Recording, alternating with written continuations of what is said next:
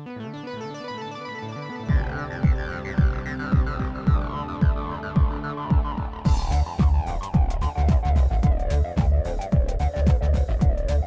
people are quite stressed and day-to-day life is quite demanding. So yoga seems to offer that balance that people need. A bedroom is supposed to be extremely relaxing, and it's supposed to be the environment with whom you sleep and make love. So beside that, you're not supposed to have any distraction whatsoever. What is not widely understood is that our buildings, our homes, our cities can also be fully integrated into the entire cosmos.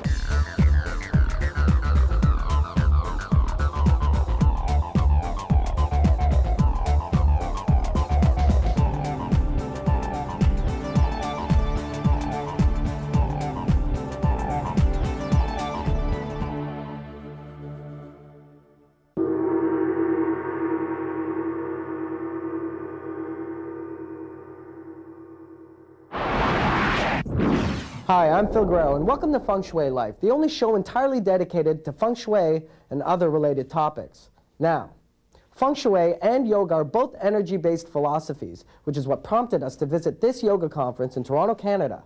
And this episode will show you that there's much more to the yogic lifestyle than just exercise and heavy breathing. Enjoy the show.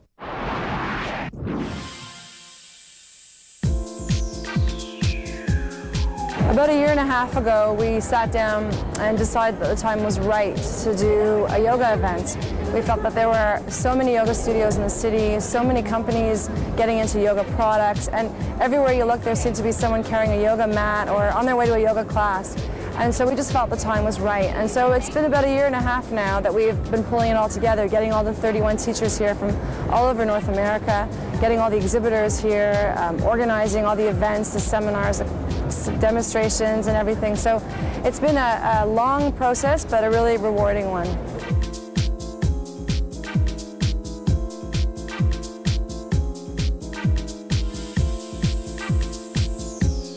I think yoga is popular today for a number of reasons. Primarily, I think it offers people a sense of balance.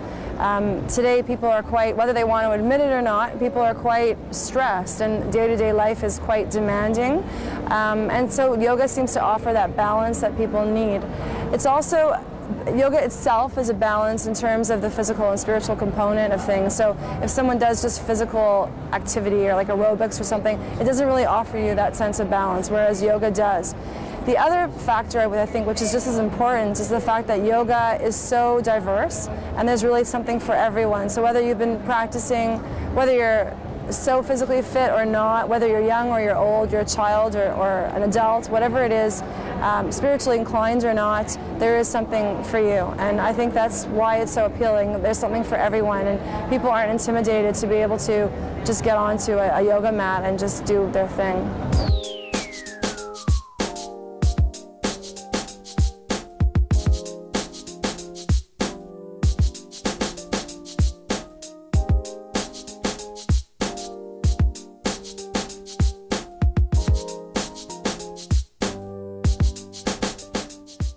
For us, it was really important to create an event that was more than just a show and more than just a conference.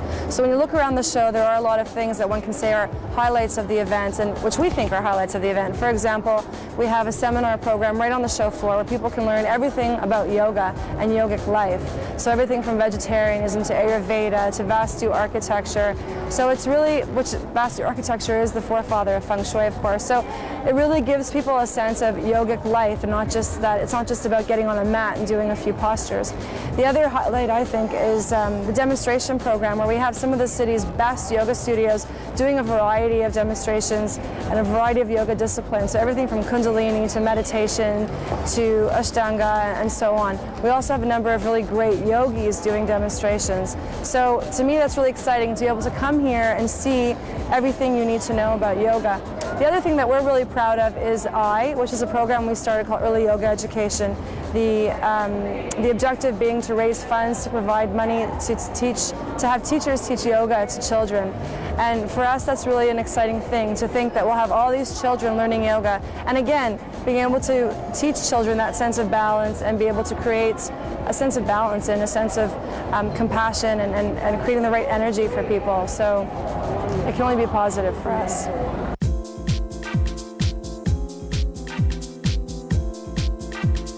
Other things that you can see here include, for example, the Om spaces. We felt that, again, it was really important to provide a whole overview of what yogic life is.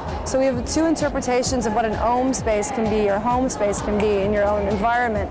We have a very literal translation of that. So it's a space created by Fleur-de-Lis Design, a great design firm in Toronto, where they've incorporated a number of elements that create a really zen-like, comfortable space, where they have a meditation platform and they have a fountain, all those things creating a very positive energy balance for your home environment. The other interpretation is is not a literal interpretation of it, and it's called architectural mantra, and essentially the idea is to echo the experience one feels when repeating a mantra, and it's absolutely incredible. You go into the space and you get to the end, and it's a huge candle with about 20 wicks, and you just feel the energy and just this very quiet presence. In fact, I know one teacher came up to me and said that he spent 45 minutes in there. It was so beautiful that he had to just sit there and meditate for 45 minutes. So yeah, it's just breathtaking. We also have a feature called Garden Space, where we have 4 different garden environments that have been created. One is a reflective pond, one is a very beautiful rest area. The third is a Zen sand garden, where people can actually create their own designs in the sand with a bamboo rake. And the fourth is actually a sand mandala that's being created by Tibetan monks that actually just arrived from India about 3 days ago just to come here and create it for us. And the theory behind the mandala is to create something really, really beautiful. And every single grain, they have millions and millions of little grains of sand in all different colors, and they just painstakingly lay one after the other to create this really beautiful ornate design, which after 4 days of painstakingly creating it, they destroy it. It's like a whole sweeping ritual that is accompanied by chanting, and the whole theory behind it is that one should not become too attached to things in life. And so the idea is to create something beautiful with happiness in your heart, and just with as much happiness in your heart, take it away and still have that happiness in your heart.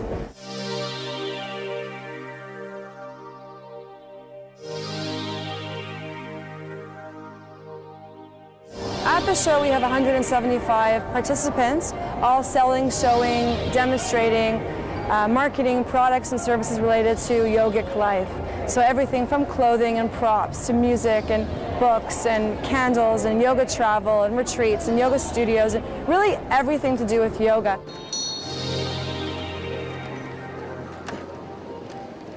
The Yoga Show and Conference is really much more than just people sitting and doing, or standing and doing a few yoga postures. It's really about yogic life. It's how you take that into your day-to-day life and how you incorporate that into your day-to-day life.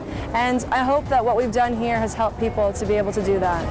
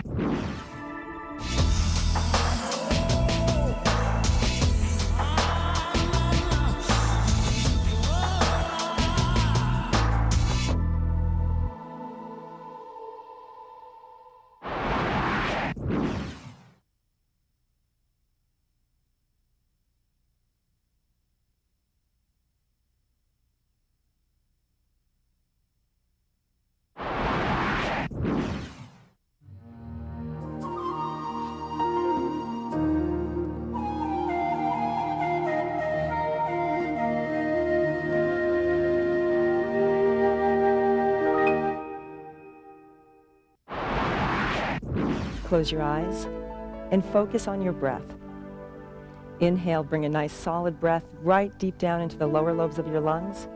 Exhale and feel every muscle pulling you up away from the gravitational forces. Place your hands in Namaste and open your eyes. From here, we'll go into the sun salutation. Inhale to reach the arms up, holding the legs tightly to support the... Yoga and Pilates are both mind-body types of exercise, so they're designed to connect the mind with the body. In Pilates, you're focusing on what you are doing as you do all of the movements. Also works on improving your posture, de-stressing your life, and generally being a very good overall gentle workout.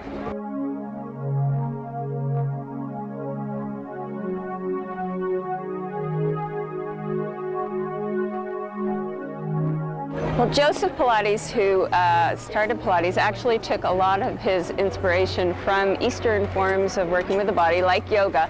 So you will find that a lot of the positions are very, very similar.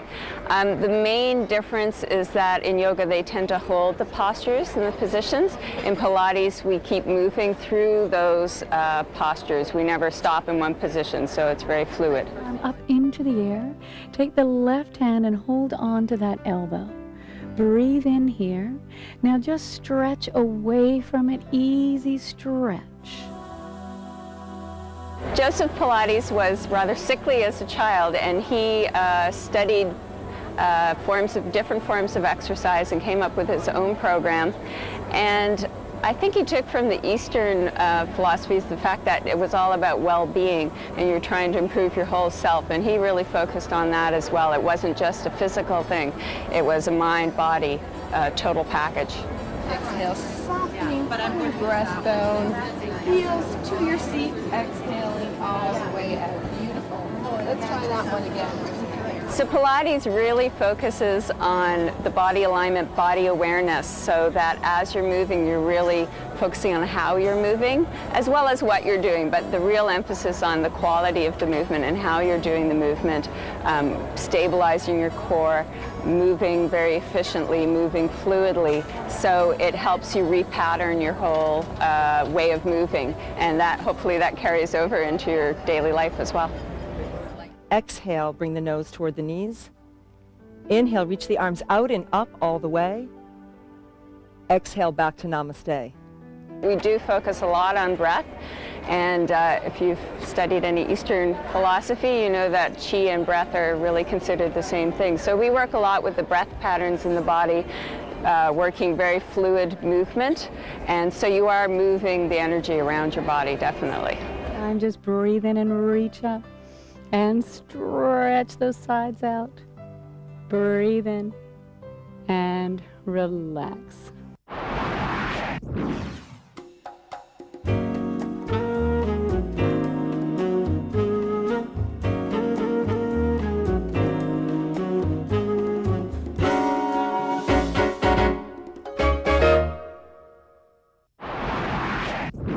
If you have any questions about today's episode or any other episodes, please log on to our website at fengshuilife.tv. Now, here's today's FSL question. Which of the following beliefs have influenced interior design? Feng Shui and Vastu, Taoism and Zen, or Hatha and Pilates? The answer for you at the end of the show.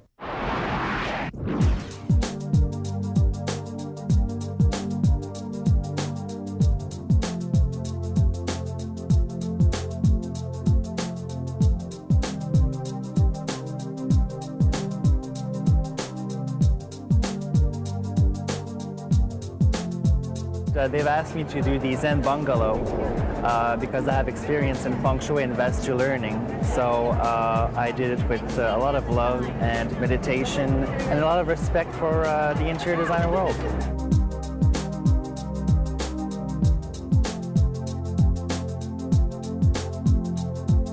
I've discovered Vastu by basically learning about Feng Shui, because Vastu is the grandfather of Feng Shui, but I think they were born at the same time, because I do believe that, you know, when you meditate into energy and alignments, when you look at the pyramids, they've used the same principles as alignment with, you know, the north and the south and the stars, which create an atmosphere that is good with energy and positive vibration.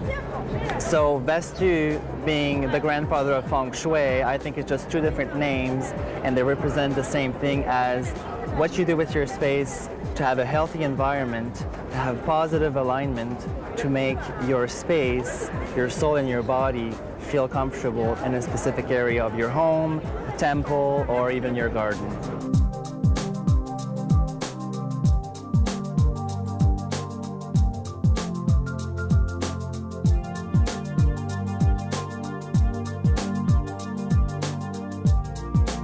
A design space and a design philosophy, you can't separate one or the other. It has to be one thing. As long as the way you feel about your environment is healthy for you, It is Feng Shui because I think a lifestyle and a personal environment is based on your own means, your own spirituality, who you are, and it's very personal to you as a human being to be able to focus, go home, relax, and regenerate from the day of work. Basically, you need to regenerate from the outside world. In this design, which is the Zen bungalow, the coloring was very simple because in Feng Shui there is very specific colors that go with specific alignments. So basically, when your bed is facing northwest, which is right now, you're supposed to have a room that it's slightly beige, tending towards gray, or you can go way up to red if you're entirely to the west. So the coloring, if you want to go into earth tones, which is very healthy, a room is supposed to be extremely relaxing, and it's supposed to be the environment with whom you sleep and make love. So beside that, you're not supposed to have any distraction whatsoever, which is no television, no book, and the room in itself is supposed to be slightly darker to actually accommodate a relaxing and a meditational sleep.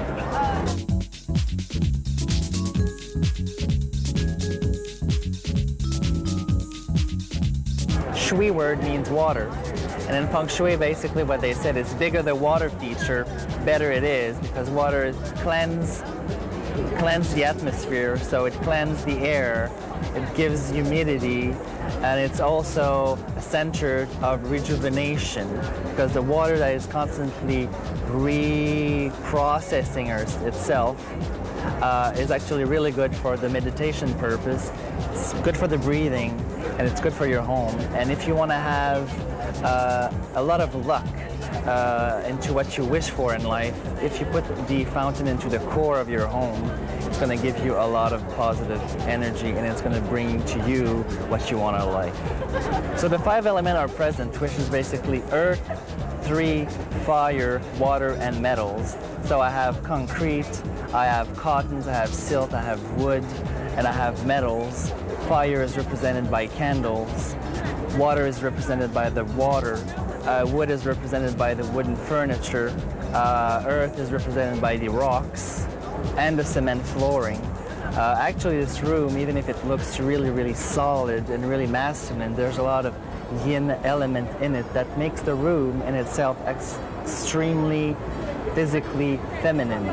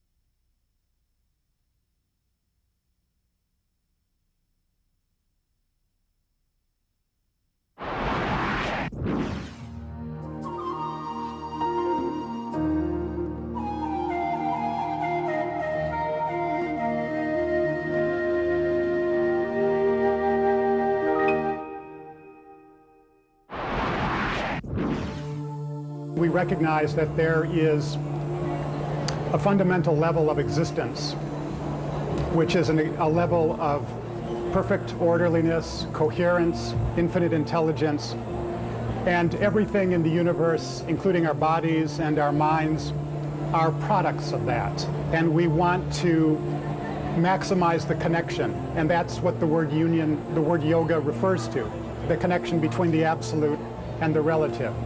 Vastu is those laws of nature in the universe that connect the individual to the cosmos. They are not normally engaged when houses and buildings are designed, and they must be, because then when we live in a building, we live in a city, we are as connected to the cosmos as we are when we're in nature.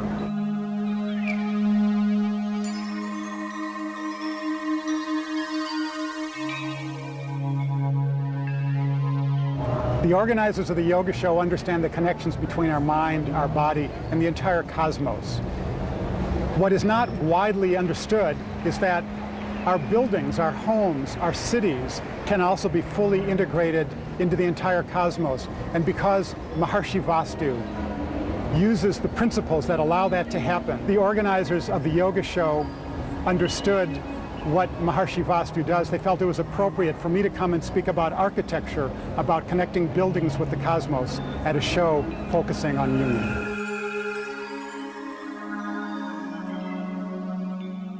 Vastu, as Maharshi Mahesh Yogi has revived it, or Maharishi Vastu, is a collection of principles from the Vedic texts.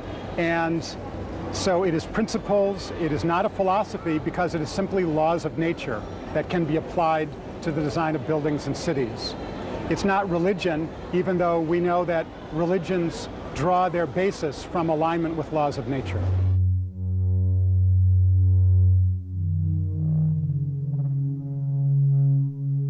I'm often asked what the difference is between Maharshi Stapacheveda and Feng Shui, or then Bao biology. Well, within historical records is the memory that originally principles that became Feng Shui came from India, came from Vastu or Stapacheveda. So there seems to be some historical connection.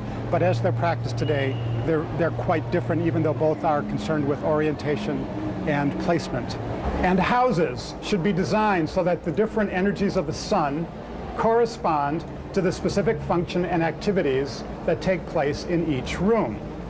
Bao biology is a terrific discipline. It's a very new science. It's originated in Germany, and it focuses on the benefits of healthful and natural construction. And in Maharshi Stapacheveda architecture, we very much promote healthful, natural, non-toxic construction. And so we encourage our clients to learn everything that they can from Bao biology and incorporate those principles as they work into their homes.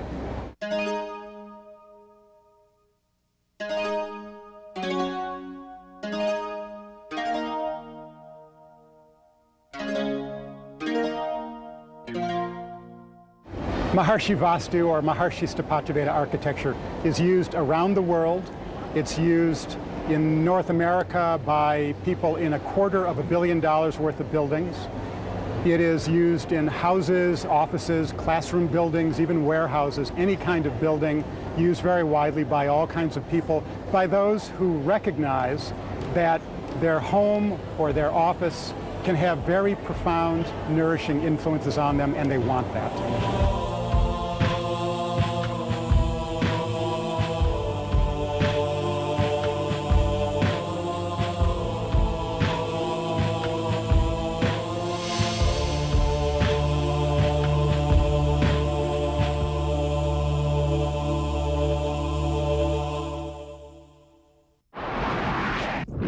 Now, before we go, here's the answer to today's FSL question. Interior design is influenced by philosophies, not exercises. So the answer would have to be Feng Shui and Vastu, or Taoism and Zen. And if the yoga conference rolls into your town, make sure you check it out. You won't regret it. Thanks for watching.